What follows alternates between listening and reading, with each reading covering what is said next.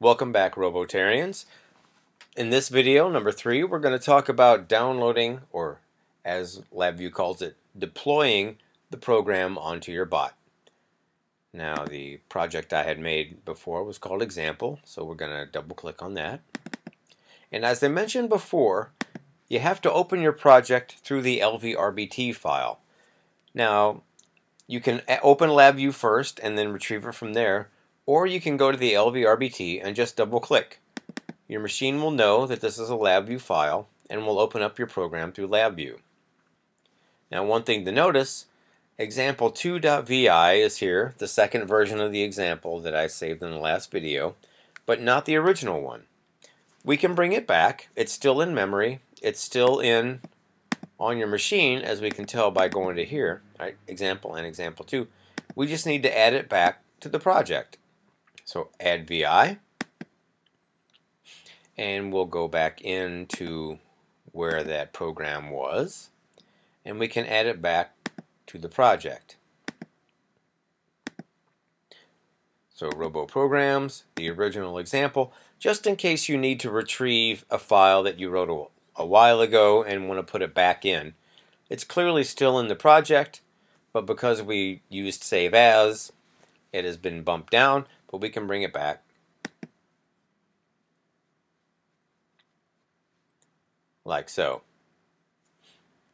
Again, you don't need to do that if you don't need the previous version, but if you have it and you want to use it, you can bring it back using the add command. I'll let LabVIEW set up here. All right. And that's the original version. Right? That's not the one I'm going to download, but again, it's just for retrieval purposes.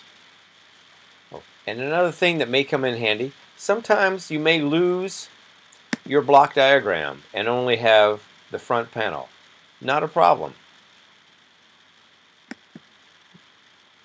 There's a command that will bring this back. Specifically, if you type Command E, it'll bring back your block diagram. So if you have the front panel operational but don't know where the block diagram is, Command E will bring it back up. So we've got our newly saved. Right?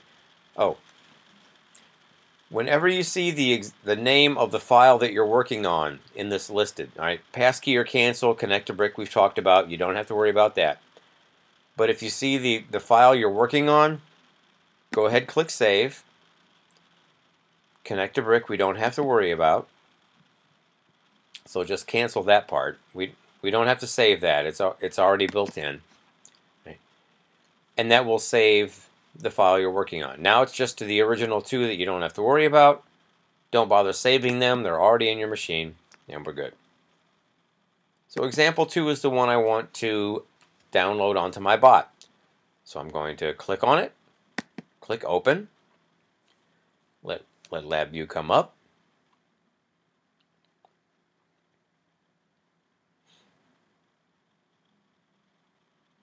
And here's the program that we wrote in the previous video. Now there's a couple of buttons up here worth knowing about. This horizontal arrow, Run.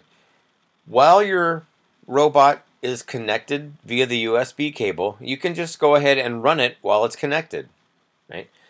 You may want to do that from time to time. Right? The button that actually puts the program onto your robot so you can use it later is this downward facing arrow. I'll say download sometimes, but LabVIEW calls it deploy. So you can go. So if you click this button, it will put the program you've written, this one here, actually onto your machine so you can run it from the robot without being connected.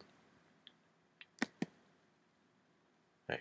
In order to do that, however, LabVIEW needs to know which NXT you're loading to. So just click OK and go back to the Project Center and click NXT Target. Right. Now you'll have a couple of choices up here. If it doesn't recognize your bot immediately, click on Find NXT, and it will notice that your robot is plugged into your machine. It has to be connected via the USB cable. Right? Normally, it will list your robot here. It'll say NXT, maybe have a specific name for it, and then in brackets it'll say USB to denote that it's a robot connected via the USB cable. Just choose it, and it will know to connect your computer to that robot, and you can download whatever program you want. But in any case, if you haven't chosen the target, it will ask you to do so, and you can do that via this menu. And when you do that, then you can run your program by using the various buttons on the NXT itself.